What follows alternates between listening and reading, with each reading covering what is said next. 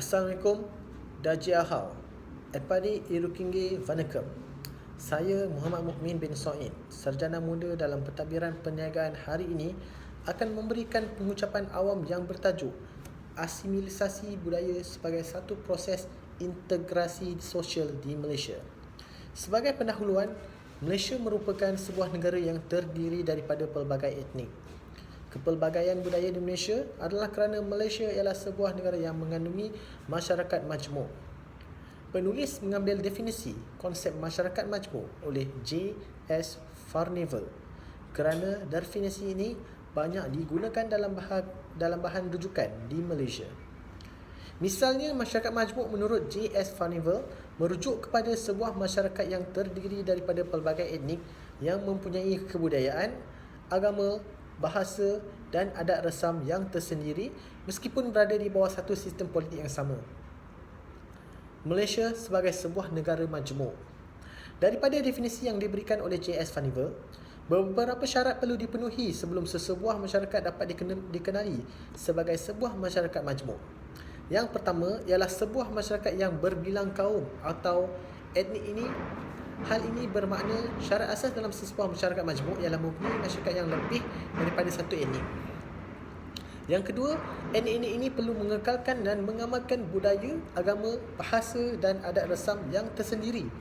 Jika etnik ini tidak lagi mengamalkan budaya masing-masing dan telah berasimilasi dengan budaya majoriti, ia akan menyebabkan terhakisnya unsur-unsur masyarakat majmuk. Syarat terakhir adalah di bawah satu sistem politik yang sama. Perkara ini bermakna bahawa kesemua etnik ini terletak di bawah satu pemerintahan dan negara yang sama. Apabila ketiga-tiga syarat ini berlaku, maka terbentuklah sebuah masyarakat majmuk.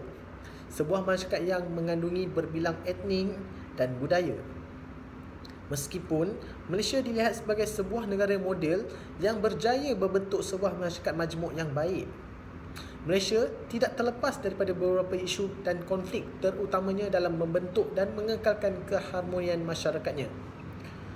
Oleh yang demikian, Malaysia memerlukan proses integrasi dalam kalangan rakyat supaya kesepaduan sosial antara kaum dapat diperkukuhkan dan akan dapat mengurangkan konflik antara kaum. Salah satu cara integrasi di Malaysia adalah melalui proses asimilasi budaya.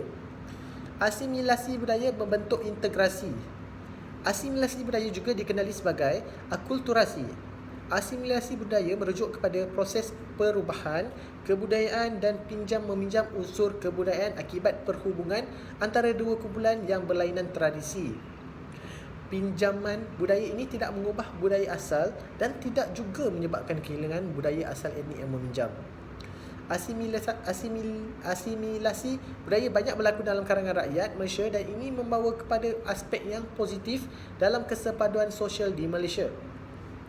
Malaysia telah menerapkan konsep asimilasi dalam kalangan penduduknya sejak sekian lama. Walau bagaimanapun, asimilasi yang diterapkan dalam masyarakat Malaysia bukanlah seperti asimilasi struktur yang telah berlaku di lain etnik, sehingga mereka dipaksa mengikut budaya etnik majoriti, menyebabkan mereka kehilangan identiti yang asal. Konsep asimilasi di Malaysia adalah sangat unik, iaitu dengan menerapkan penerimaan budaya setiap etniknya. Antara contoh asimilasi budaya yang berlaku di Malaysia adalah seperti penerimaan amalan rumah terbuka semasa perayaan dan amalan mengundang semua masyarakat daripada pelbagai etnik untuk turut bersama-sama meraihkan sesuatu perayaan budaya etnik yang ada. Pinjaman budaya boleh berlaku dalam pelbagai aspek. Asimilasi budaya pula boleh berlaku dalam bentuk pinjaman budaya kebendaan, iaitu budaya yang melambangkan sesuatu kebudayaan secara langsung seperti pakaian, makanan, seni bina, kesenian, kraft tangan, permainan tradisional, kaligrafi dan simbol. Selain itu, pinjaman budaya juga boleh berlaku dalam bentuk budaya bukan kebendaan, iaitu budaya yang dihasilkan daripada kepercayaan, adat dan undang-undang dalam masyarakat seperti adat perkahwinan, adat kelahiran, adat kematian, pantang larang, nilai, perayaan, bahasa dan agama.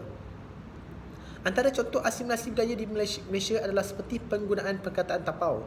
Penggunaan perkataan tapau yang berasal dari bahasa Mandarin yang kemudiannya diterima oleh budaya dan etnik lain. yang membawa maksud bungkus atau makanan untuk dibawa pulang. Contoh kedua adalah dalam aspek pakaian. Antara pakaian tradisional India di Malaysia ialah sari, dhoti dan kurta.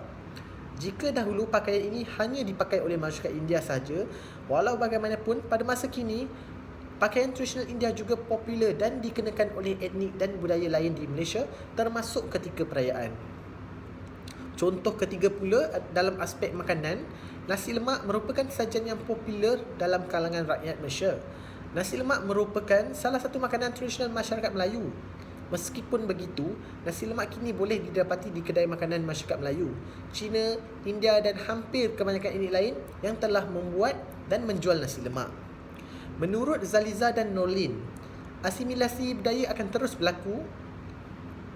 Asimilasi ini akan menyebabkan titik pertemuan antara kaum di Malaysia semakin meluas. Menurut mereka lagi, titik pertemuan merupakan nilai hidup bersama. Maka titik pertemuan adalah sebagai kunci untuk mencapai matlamat negara, iaitu penyatuan melalui kepribadian kebangsaan yang jitu. Satu kajian telah dilakukan bagi menganalisis mengapa sangat sukar untuk mencapai kesepaduan penduduk di Malaysia.